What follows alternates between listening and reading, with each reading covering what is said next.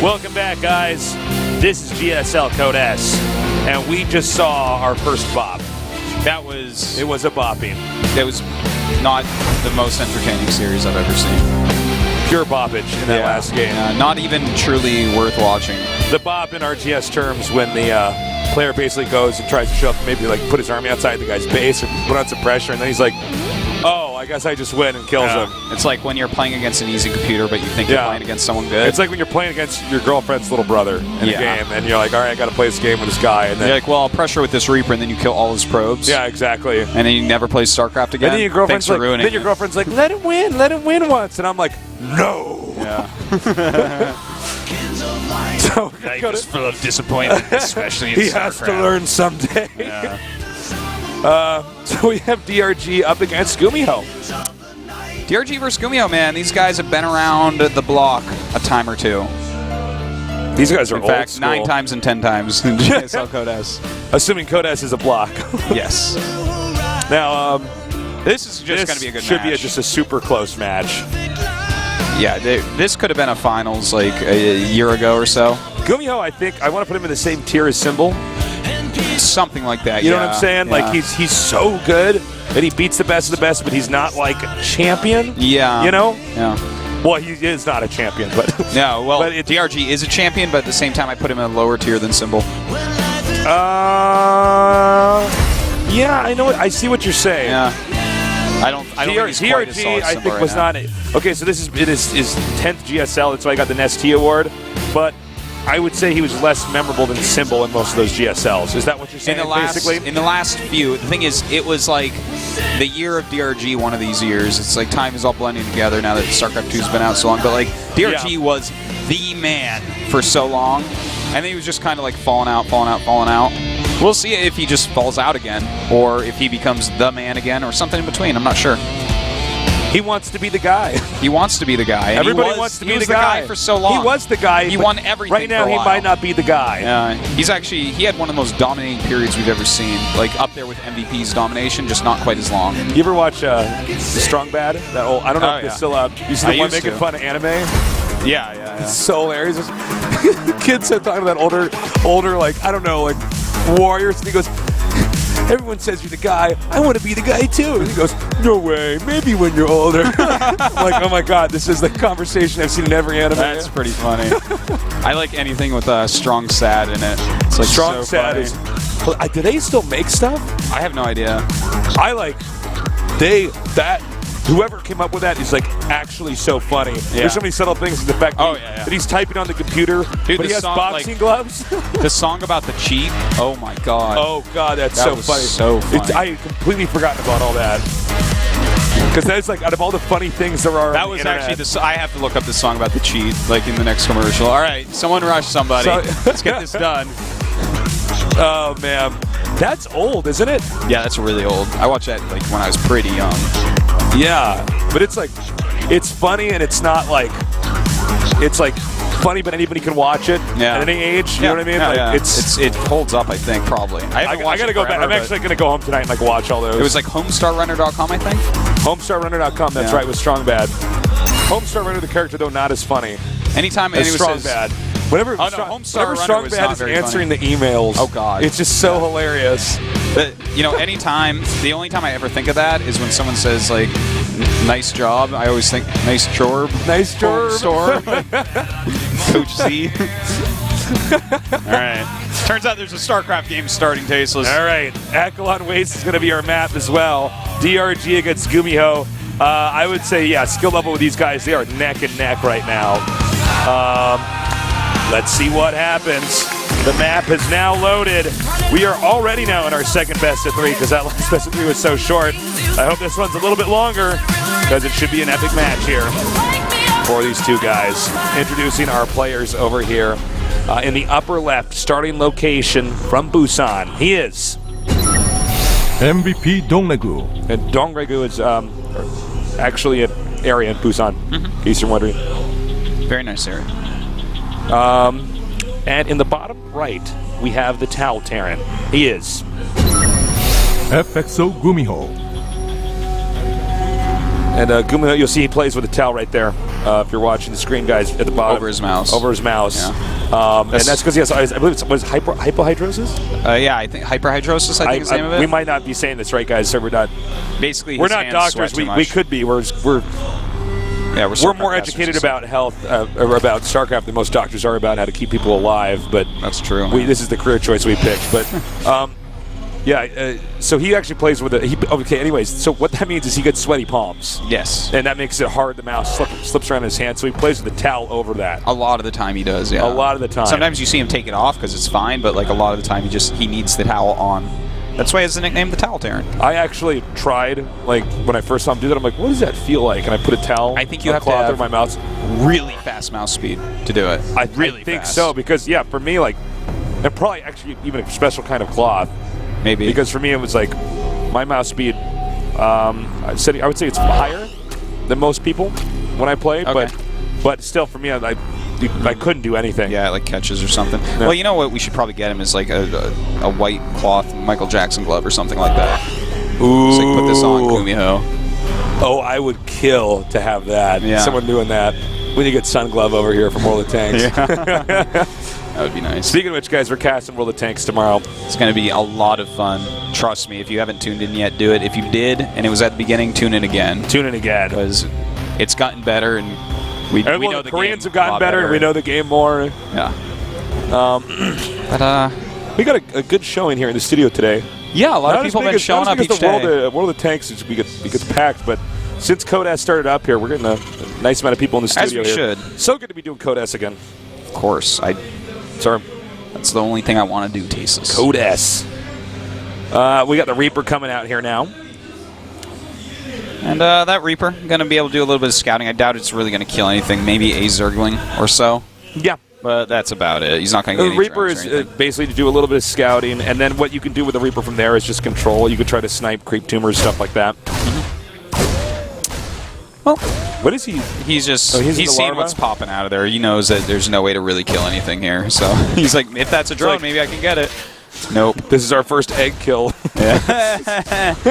An egg killed by a Reaper. I don't even know. You have to slow down time so much for the Zerg. Yeah, and it was an ultraless building. Still, I don't think it would work. I don't think it would work. No, I know it wouldn't work. Yeah. Imagine if you could kill eggs really easily in StarCraft. Oh, that would be fun. That would be like, well, now we're back in Warcraft 2 because nobody plays Zerg. There was a third race in StarCraft. People go, what? Oh, yeah, but it was just bug race. I forget what they're called. You just kill their eggs before it hatched. It's terrible. Well, that's what bugs get. All right, so it's Reaper and Hellion popping out right now for GuMiho. Just basically what you would expect to see. We will be seeing a third command center coming from him, too, pretty soon here, as he doesn't have a second gas. Whereas DRG getting his speed and just kind of making drones. Don't expect to see anything too wild out of him, either. Just looks very standard. All right, the Hellions are now going to come out here. And they're going to team up here with the Reaper at the front of the base. Try to keep that contain going. And it looks like the command center, or orbital rather, over here in the second for the Terran done now. So he's going to start utilizing that mine as much as he can while just keeping this contain on the Zerg. You know what? This is kind of weird right now. He's actually making a third Reaper, which is something you don't really see. And normally you see the two Reapers before anything else. But you think he might try to actually push into the front here? I mean, with Hellions and Reapers, you can kite a lot and kill a lot here. I can't believe he sent the drone out there. That was weird. That was weird. That was, I mean, did he really think that was going to get by and get some expansion? You know what's even weirder is the fourth Reaper being created. Okay, so this is not standard at all. No, this is it started out looking like it was going to be standard, and it's completely deviated. Yeah, he's way over making Reapers from what we normally see in what we'd call like a standard TVZ with this build. And there is the third command centers, which is what you would expect, and he is walling in and all this, but like, how many Reapers is he actually going to end up with? Wait, no, okay, he canceled. Wait, no. Did he lose one? There's the third. Because, okay, I guess I missed him losing one or canceling one. But he does have 3 Reapers now. And he's continuing to go around the edge of the Zerg base here. Now, we saw that drone killed, but he does actually have the hatchery up and running now. So the Queens did zone out that little army pretty well here. And, okay, here we go. Now we're really starting to figure out what's going on, Tasteless. There is a second factory on the way and 2 armories. So GuMiho is going to be going for mech. Yep. Which is another one of the makes reasons why I love Artosis GuMiho. happy. It makes me very happy to see this. I love it. So I guess this is part of the reason he went 3 Reaper. Is because he was going mech. But let's see what he can get done. He has a lot of Hellions, and those 3 Reapers are obviously going to be able to tank a little bit and deal a little bit of damage as well and go and heal up. And we have an SCV over here. I guess it's going to repair those Hellions. Why not? Now this is going to be a meching game where GuMiho is going to turtle for a while because he's getting the double armory. Yeah. So he's not going to do some really weird timing, like popping out all of a sudden. No, you don't go double armory to get 1-1 and go. Exactly. You get it to get 2-2 and go. Exactly. Or, turtle up and go to 3-3. But by 2-2, he should be actually making an attack. Point being, 2 armories would mean we're not going to have just some early mid timing or something where he just pops out. And in fact, I would even say probably not from DRG either. But he is making a Roach Warren at this point. I think he's pretty much figuring out what's going on, especially since he's only upgrading. Yeah, he's actually seen the second factory, so... did he see the 2 armories? Can you do a vision check for us? I don't think he saw the 2 armories. Because that would actually help out a lot. No, he didn't. Okay, so he's... But he did see the second factory making, so he either thinks right now that this is going to be like a ton of Hellions coming in, or it's mech. And with GuMiho, it definitely could be either one. Yeah. Now, GuMiho, for those of you guys who are new here to Kodas, and haven't seen GuMiho playing before, GuMiho, well, hold on a second. He's actually going to be able to kill off that queen back there. Oh my god, a Hellion surround on a queen. Hellion jail. I've seen everything now. Anyways, the expand, or what am I talking about? I'm like having like a brain fart here. GuMiho is known for doing a lot of multitasking. Yes. He's one of the best multitaskers in the world. He's really fast, which is not what you would think for someone that plays with the towel over their mouse, but it is the case. It's crazy. He's so good at task juggling. Which actually makes it a little bit weird that he's going for mech, because mech basically rewards passive play from the Terran early on. And you know what? He is known for it, but at the same time, we definitely have seen him go mech, both against Zerg and against Terran, quite often. More often than a lot of other players. So the guy, I feel like he's pretty much like a complete package type of player, where GuMiho, he can do anything and he can do it well. If he has a good game, he can beat anyone in the world. I would say GuMiho is actually more flexible than DRG. Oh, yeah, I have to agree with you there, Tasteless. Like, DRG, the fact that he has Roach speed on the way and is building mutas does not surprise me in the least. Yeah. This could be any matchup for DRG right now. You just cover the bottom right side of the screen and have somebody guess what matchup this is. Like, well, I don't know. That's DRG, man. I have no clue what race he's playing against. Like, maybe not Zerg. Maybe. It's funny because it's like so true. Yeah, DRG pretty stylistic in that regard. Yeah. But you know what? The creep spread is starting to look really nice. Those Hellions being pushed back, and with the mutas out, DRG is going to have some sort of map control. With this opening here from GuMiho, mutas can be effective because they just got Reapers and Hellions early on. If there's not enough Thors out to defend, or or enough turrets, for instance. His anti-air consists of 1 Marine at the moment, but he is making a lot of missile turrets. He is making 3 Thors. So the mutas probably aren't going to do that much. The mutas are meant to come out, harass a little bit, kill what they can. Look at that, 1 siege tank, and he's going to get a second one. And he's forced turrets, and he's forced 3 Thors so far. So far, these mutas are very, very worthwhile. We have the Hellions coming up here now. Looks like they may be trying to... Oh, I thought they were actually going to run in and try to get drones. Yes, they are going to try to get drones. That would make a lot more sense than killing creep tumors right now. This is a lot of Hellions, Tasteless. They are going to fry through these lanes, but the Roaches are coming up, and ooh, I love it. Splitting them up right now. He's going for as many drones as he can get. Uh-oh! Transforms them into Hellbats. Did not expect that. I was not expecting that. I've rarely actually seen that. I was like, wait, they can do that? Oh, yeah. Oh, that's right. That's how it was meant to be. Okay. That's what it was like in the trailer for Part of the Swarm. He's killed 26 workers. Yeah. Not too bad. Done. Well, that was a lot of Hellions. With mech, you can always sack just mineral-based mech units to take out their workers, because what you really want are the gas-based units. You do want Hellions with those gas-based units, but they're easy to make. They come out very quickly. And for the Zerg, what you want to do is you want to snipe tanks always. Always get rid of the tanks. Yes. If you see a Thor, not with the rest of the group, you can take them out. Do just that. Well, that's something that DRG already has been working on a little bit, and in fact, now he's going to try to get in here and get a little attack going. In fact, denying those missile turrets, nice job by these mutas. And this could be scary. You know, he doesn't have a lot of units here protecting, but DRG does choose to back up. All right, siege tanks coming up now. And I don't think that harass is going to go on any further here. Oh, nice. It's right there on that siege tank. That's exactly what I was talking about earlier. You see any tank you can get? Yeah. Even if it looks a little bit risky, you probably ought to go in there and try to take it out with the mutas. Yeah, any tanks you can kill off, or it's just so worthwhile. Tanks are... You're going to be mining more than the mech player, generally speaking. Yeah. So tanks are kind of the backbone of mech. Now, this mech against Zerg, it functions a little bit different because the Thors and the Hellions are more important than they are in other meching matchups here. That's very true. But, yeah, whenever you get rid of the tanks take a long time to build, and they're very expensive, and the damage output's very high for them. So when you take that out, it just puts the meching player behind. And meching players play from behind throughout most of the game until you get to endgame, and they just have an army that just obliterates everything. They literally sit on a defender's advantage with like less supply, less units, less workers, less economy for most of the time. But look at this, what DRG's doing. He's going for swarm hosts, which is definitely a way you can deal with mech. Once you get to a certain number of swarm hosts, they do start to beat siege tanks, but it takes quite a few. Well, it's really smart because even on like a bio ball or something, it's not easy to get the army of a mech heal. You can use it repair, but then your cost is spending more money instead of energy. So what you can do is, what the hell is that? Oh, you almost got that SCV through splash damage. Good job, Swarm Host. You almost did your job. Like, I don't know if that's cost efficient. I think you have to have every map on the base, every base on the map, to make that a good move.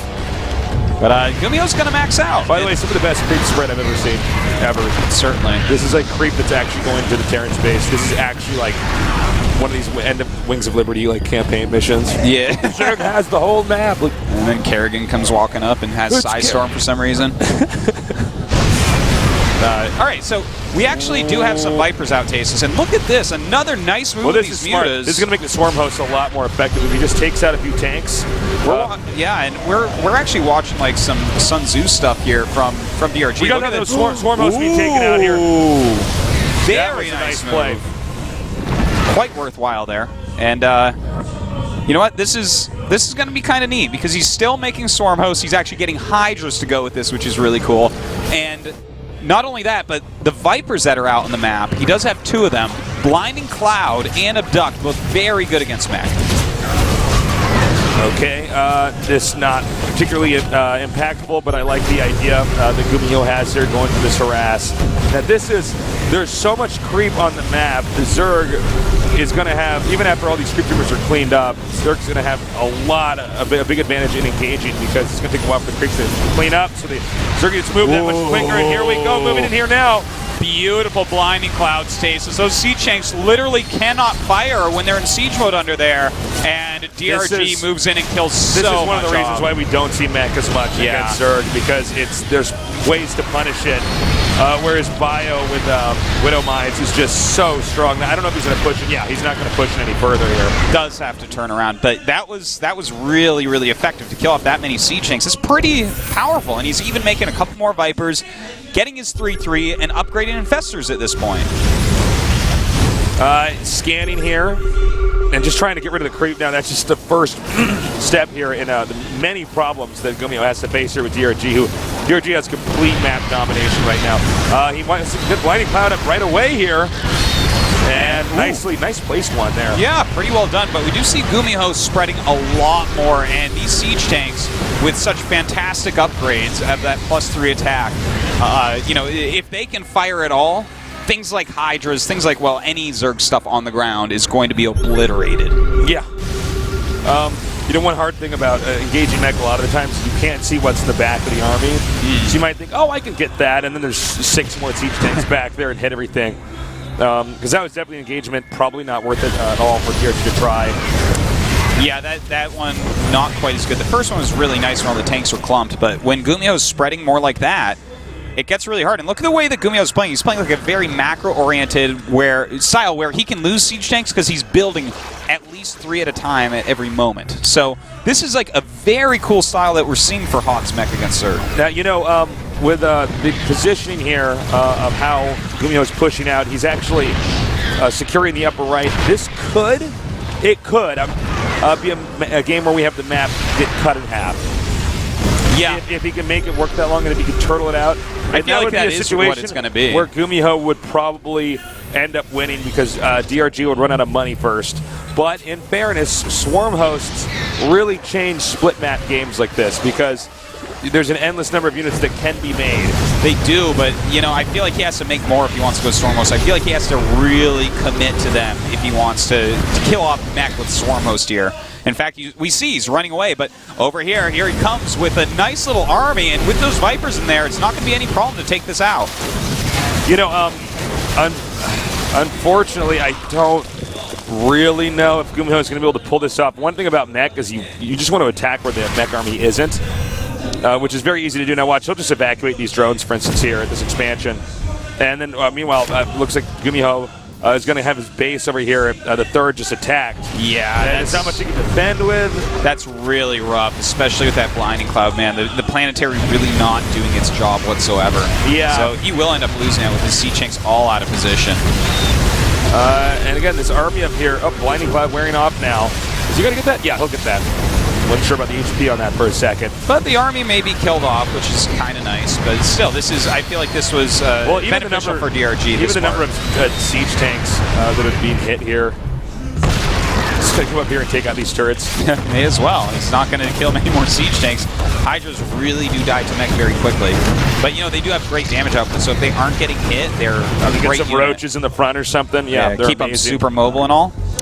But you know what? All right, so let's take a look at this. Sure. 11 Infestors on the way. There's 14 Stormers out, 3 more on the way. I think this is the better way to go about this. I like that he broke the early hard-to-kill push with Vipers, but switching it up into, like, the long-range siege units and, of course, fungal growths. Like, you see the army coming up to try to kill these, fungal it. You know, throw down some Infested Terrans if that's what you need. Maybe even steal a unit here and there. He needs to get those tanks out of there. See, this is going to start getting really up right here. This is going to get really cost efficient for DRG really quickly. Yeah. So looks like he put another orbital over there at that third.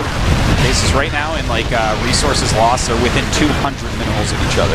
My God, that's so funny. Kind of a crazy game so far. The DRG tried to get the upper right, didn't work. Now he's going to go down here to the bottom left. Yeah, this is a lot of swarm hosts. And that means a lot of locusts. Indeed it is. Looks like those Hellions, they end up killing a swarm host, but again, this is pretty cost efficient overall for DRG. And as we see, with this many and all these Infested Terrans coming up, that is just damage after damage after damage. What is GuMiho going to do here? He's going to have to secure another base very soon. All right, Locusts now coming out here and attacking. Again, even if they're not doing that much damage, they're doing some damage, and this costs Zerg nothing.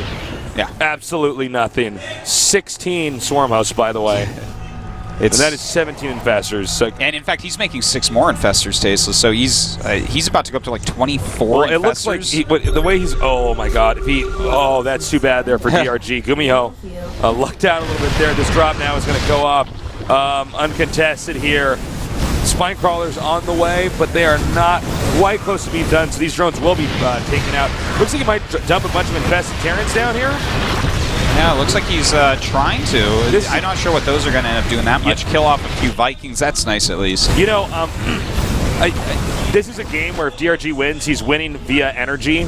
Yes. It's just the Locust coming out and then throwing out infested Terrans here. The free stuff is like kind of weak one time, but over a long, long game, free stuff becomes awesome.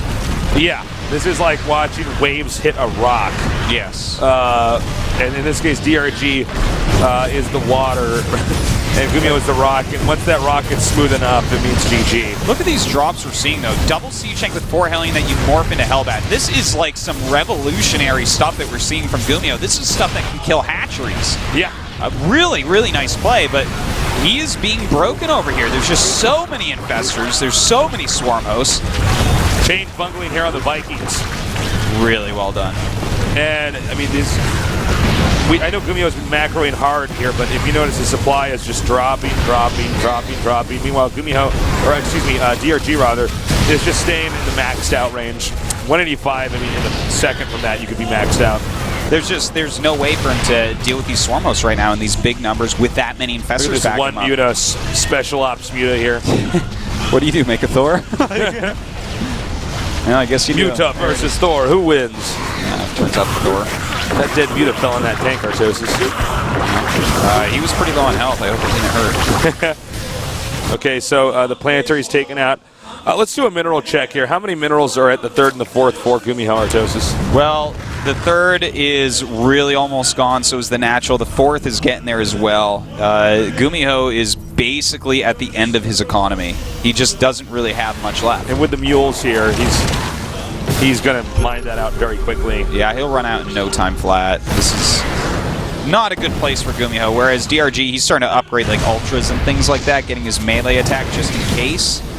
Because, but at the same time, actually, with the amount of hatches that GuMiho has killed, it makes sense that he's not like leaving the game or something. If he can somehow kill all these Swarm hosts and the infestors, which is quite a tall order, I do have to say, he would have some sort of shot because DRG's not mining that much. Okay, so as we see throughout this entire game, the Locusts, they're strong. The mech army's stronger, but over time, there's just he's not gonna have the minerals to repair that or anything. And you need a lot more mech army than that. Now, in GuMiho's defense, he is denying a fifth base pretty steadily here for DRG, but DRG has a lot of money. He's trying to get that up again, and GuMiho is it's like down to the wire right now economically. I can't foresee GuMiho getting another base up. No. Whether that's in the upper right or near the bottom left, more like center bottom left, I guess you could say. And you know what? Right now, he's building 4 Thors, which I find that's kind of interesting. With 8 more infestors on the way for his opponent. In the meantime, these Hellions actually doing a great job at DRG's last, like, really good mining base. Both of these guys are actually very low on workers for where we are in the game. Yeah. 31 to 29. Yeah, 31 drones and 29 SCVs. That is which is funny when you have. I mean, we're at the 31-minute marker. Occasionally, you'll have one guy that's really low on workers, and that means the game's going to end soon. But in this case, they're actually both quite low. I think the problem, though, is that let's say that both players mine out, have no more money. The Locusts will still just over time. We might be here all night, but over time they will. they will kill everything eventually. Yeah, they will kill all these tanks, and especially with these infestors coming up behind them. That is a lot of siege tanks. He's going to deal with this for a bit longer, but he's got to like make that big push forward. Okay, here he goes. He's unsieging, starting to move forward, but and that was nice blinding clouds, but he's going to walk right out of it. Catching a few with Fungal. Really good. This Fungal. phase of the game, when you're this late and everybody's this slow, every unit counts. And DRG actually now diving in here. Some sick pickups. Can GuMiho actually kill all these units off? Well, he's actually making them burrow and unburrow. He's actually telling GuMiho to GTFO, man. That's exactly what he's saying. He's making 6 ultras behind this too, and when you run in these Locusts with ultras behind, every siege tank is going to die. Well, I guess we're going to have to go on to game number 2 shortly here. We do have 2 additional expansion over here in the upper right. I guess DRG doesn't know about that yet. Or he does know and is now going to go kill it, because we see an army moving up there to that command center. Well, I think it might even be where you start thinking to yourself, why is he still in this game? So you start checking bases. So that expansion over here in the upper right is being picked up, and there it is. Yep. Goodbye, expansion full of mules. I think that's it. This base is up and running. Yep, GG. That's the skull-cracking blow right there. I have to say, Tasteless, now this is just kind of a weird aside. First off, that was a great game. Doesn't want that slipping out of his hand either. That was really fun to watch because it's such a different style that we don't get to see very often. And DRG dealt with it pretty well overall. I think he stayed on Roach Hydra a little bit too long before his tech switch, but it was okay because he did so much damage with it. But here's what I'm trying to get at. Sure. I think probably GuMiho is like maybe Dustin Browder or someone at Blizzard in the design team, their favorite player, because this is the one guy that you actually see like fly Vikings over and then land them as part of his strategy. And like there we saw him unload 4 Hellions and turn them into Hellbats. Yeah. Like this guy actually does these things that you see on the box art. Yeah, no kidding. You see in the Heart of the Swarm trailer. Yeah. He's like, oh, it can do that? Sick. And then he does it, and like he's one of the best players in the whole world. Well, GuMiho, we saw even with the meching that GuMiho style of throwing out a lot of different things that make it hard for the other player to deal with. But fundamentally, I think Mech on that map against Locust, the Zerg player has an advantage. It's why we don't see it more. Zerg have this thing called free units. They just cost energy. Infested Terrans, right? We got Locust, okay? We have Brood Leads. Now, if Zerg gets into a position where the Terran can't engage into them, they slowly wear you out. It kind of even goes in with the concept of in the fiction or the lore of StarCraft 2, how Zerg actually work. Yeah. And yeah, I mean, there's not much you can do against that when you're playing something where you have to turtle.